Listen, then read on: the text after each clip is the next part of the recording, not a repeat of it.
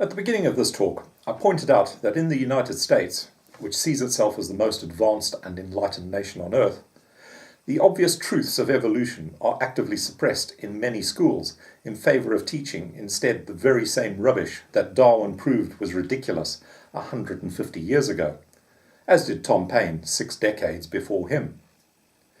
How is such a thing possible in a country that's otherwise so highly advanced? Religious fundamentalism of any kind can only thrive successfully in places of extreme ignorance. The more someone learns how to think for herself about how our world really works, the more ridiculous religion becomes, and the more difficult it becomes for the religious fanatics and those who use them for cynical purposes to influence that person. The US, like every empire before it, has always ensured that a good education is available only to those who can pay for it. There was a temporary disruption to this policy in the early post-war years, as the effects of socialism enjoyed a brief moment in the sun. But ever since the Reagan years, the sky has been darkening, and the resumption of an elitist education system is once again fully restored.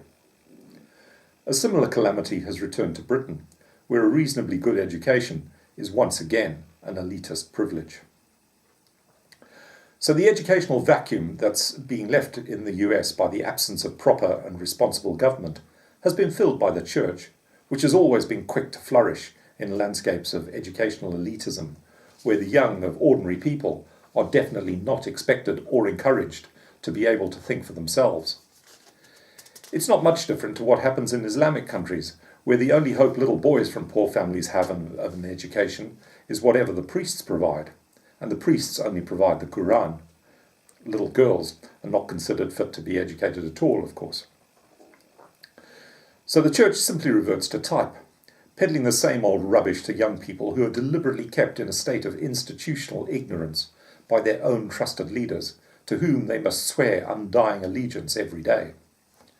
It's a policy that suits church and state alike. It allows the Church to continue brainwashing young poor people into supporting it financially, and the state profits from the moral support the Church provides for its illegal wars and campaigns of social oppression of its own poor people. It's a double act that's been working for centuries with considerable success and considerable profit to both parties. So why change it? The young victims of this appalling institutional mistreatment and neglect are expected and required only to follow their trusted leaders, spiritual and secular alike, to dutifully obey orders and instructions. In a country whose government ensures that the only employment available to whole swathes of young people is to join its army, to become killers or cannon fodder, the ability to think for oneself is obviously a major liability. So in the case of the United States, the power of the Church over people living in an otherwise highly advanced country, making them believe fantasy and superstition above logic and reason, is not due to the superior wisdom one might expect from the most technologically advanced nation on earth, but because of the very opposite. The priests have the ability and authority to turn ordinary people into ignorant fools because of the deliberate policy of educational neglect of the people by their very own government. However, the skeptics have always been there too, in spite of the best efforts of church and state to eliminate them. Humanism, for example, is probably as old as society itself. Huge numbers of people are humanists without ever knowing it, people who have never been able to reconcile in their own minds the total irrationality of orthodox religion with common sense, but who are often too insecure to openly confront the religious bigots. Humanists are invariably quiet folk who mind their own business, who like to live and let live, who somehow never get around to going to church except when necessary for the weddings and funerals of families and friends, but who somehow manage to live compassionate and caring lives. No real humanist ever sent anyone away to war, never asked young people to travel to distant countries to kill on their behalf, or to be killed themselves. The ultimate purpose of the School of Kindness is to help design a new model of society. Our underlying premise is that the existing model of society is not only a hopeless failure, it's downright evil.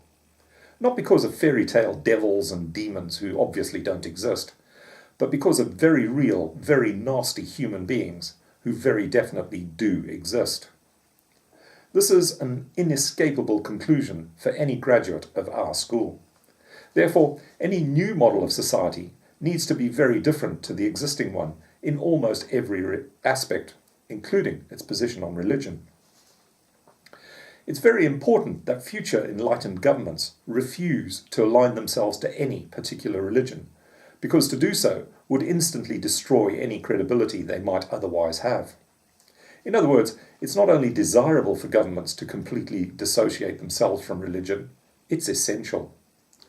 However, it's also vitally important to fill the ethical void created by such a firm secular position, a void the priests will always be quick to exploit, as thousands of Indonesian tsunami victims could confirm. In my People's Constitution, which is a radical new model of government and which I'll discuss fully in later talks, I've tried to get around this problem by designing something I call an ethical guide. Apart from one section of the guide on the urgent and highly important issue of human overpopulation, there's nothing else about it that's very original or controversial. Indeed, most of it is so familiar that it would resonate with modern as well as so-called primitive customs in almost any corner of the earth. And the central principle of the guide is based on the Golden Rule, which is known in one form or another all around the world by almost every ancient culture, and which states we should treat all living creatures as we would have other creatures treat us in the same circumstances. So why should we have such a guide at all? The anarchist Emma Goldman gave the reason for this. She said, I quote, "The whole history of man is continuous proof of the maxim that to divest one's methods of ethical concepts means to sink into the depths of utter demoralization." In other words, some sort of ethical guide is vital to our happiness. But it has to be an ethical guide that resonates with the values of the 99%, not the 1%. As I've already shown, established religion is an ancient ally of the 1%, and because the 1% will always oppose the People's Constitution or anything like it, it's essential to draw the teeth of one of their most effective forces, to confront the central fallacy of religion head-on and tell the truth the way it is. But the ethical void that's inevitably created by such a confrontation needs to be filled, not only for the general long-term happiness of the 99%, but also to effectively counter the arguments the 1% will inevitably use in their struggle for survival. The second duty of government, after providing for the security of its people, is to strive to provide for the greatest number of its citizens to be happy. Happiness and ethical values are inextricably linked.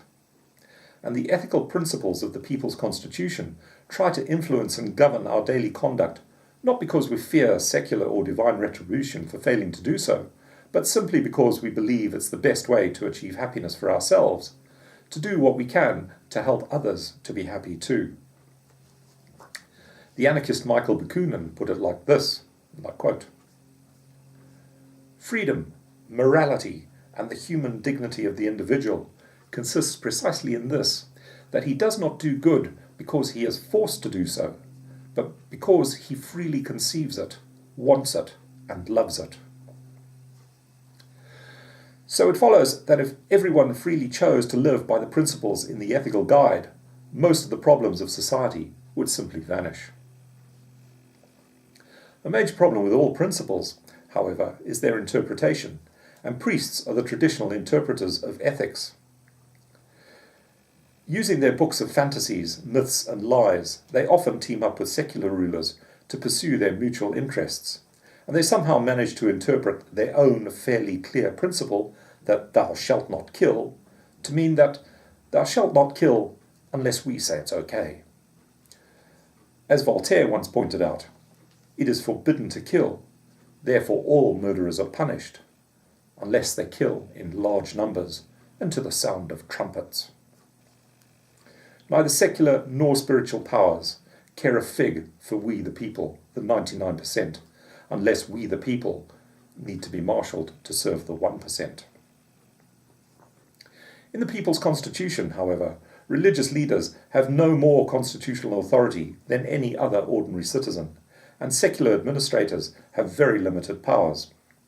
Whenever there is some sort of dispute, the deciding arbiter is always the general citizenry, properly informed.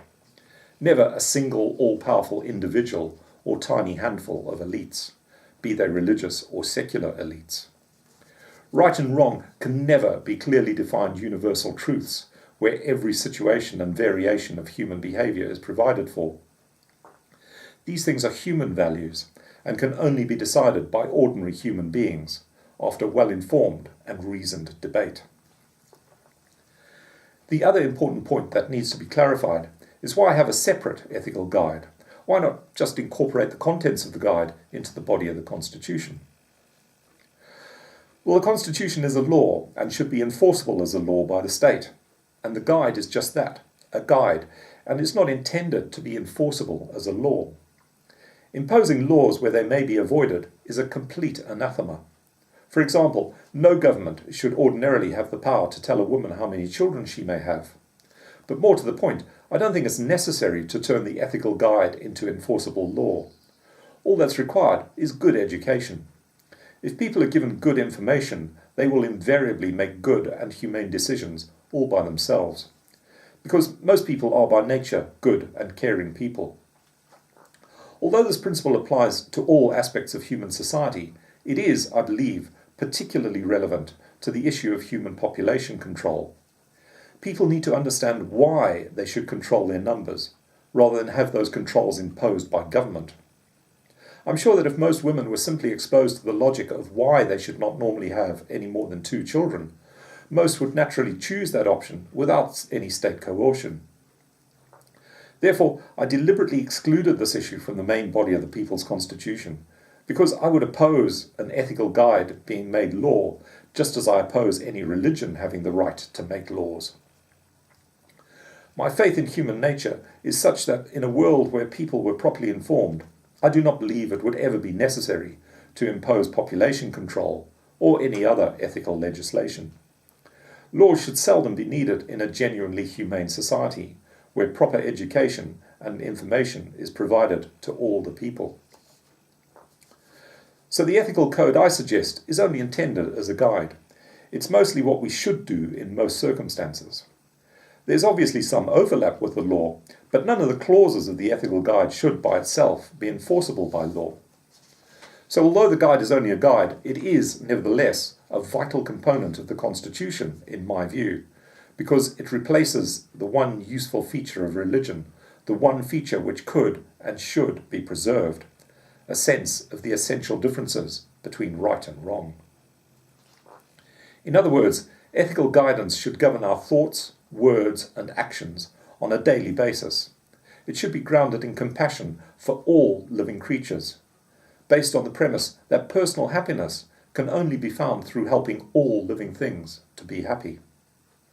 But allowance must be made for the fact that circumstances do not always permit us perfect freedom of choice. When that happens, and we do breach ethical guidance, it should never be for selfish reasons, but only in order to protect ourselves or others from the wrongful actions of someone else. It must be understood and accepted that no one is perfect, and when we're required to judge the deeds of others, we must always take into account the considerable responsibility implicit in doing so, considering always the reason why something was done. The intention behind an action is often more relevant than the action itself. Consequently, the ethical recommendations shown in the ethical guide are only that, a guide. Suggestions for how we should normally behave. They do not pretend to be the words of God, whose existence is unproven, nor the ramblings of an individual who believes they have some special talent or insight. It is simply a collection of common values that most ordinary people would recognize and accept as right. Therefore, except for my view on 2-child families, which is not yet a commonly held view, the ethical guide has, I believe, the general support of the people, which should always be the highest authority in the land. At the risk of stating the obvious, we don't know what we don't know. Theoretical physicists are convinced about the existence of something they call dark matter. Maybe they're right, maybe they're not. Maybe the thing they call dark matter is just a yet-to-be-discovered mathematical error. But the fact is that at this moment in time, they have no hard proof, one way or the other. You could say the same thing about God, but I think dark matter is more likely to be discovered long before anyone ever proves the existence of God. So the sensible way for us to live our lives is on the assumption that God does not exist. If at some time in the future someone can prove beyond a shadow of doubt this assumption is wrong, then obviously we'll need to scrap it. But for now, in the total absence of any hard proof whatsoever for the existence of God or gods, we should do the sensible, grown-up thing and assume no such beings exist. Providing we live our lives according to the simple and ancient principle of the Golden Rule, we can't go too far wrong. It is vitally important that this apparently obvious move takes place, this recognition that there are no supernatural beings, no gods or gods, no supernatural devils and angels, no fairies, ghosts and other assorted ghoulies. As far as we know, we're entirely on our own. The only things that really stand between us and permanent extinction are the sun and our precious life-sustaining planet. As far as our survival is concerned, there is nothing else. If this is not so, then let's see the hard, incontrovertible proof. But until then, we should assume we're entirely on our own. As I said, this letting go of God is a vitally important thing to do. Initially, that may seem quite scary, letting go of the notion that some sort of supernatural being is looking after us. But it's actually quite liberating, because, as I've shown before, the condition of our planet proves beyond reasonable doubt that we are not being looked after by some mystical being or by trusted mortal leaders, and that the only people that can do anything about that is us, the 99%. No supernatural cavalry is ever going to come to our rescue. It's up to us, and us alone. Once we accept the almost certain reality that there is no such thing as God, we can instantly see that there's no ethical justification for most of the world's wars. There's no justification for the Zionists to be inflicting genocide in Palestine. There's no justification for the silent slaughter that's taking place in Kashmir and in other parts of India. No justification for the 1,000 murders that happen every month in Iraq. No justification for the sectarian hatreds that plague Northern Ireland and much of Scotland. All of these horrendous events, and many others like them, are not the work of some immortal supernatural entity whose great cosmic plan is too mysterious for us mere mortals to comprehend. They're all the work of tiny handfuls of other very mortal and very evil human beings whose cosmic plan is very simple. It's to make themselves as rich as possible out of the mass misery of others. There's nothing new in this. It's always been that way.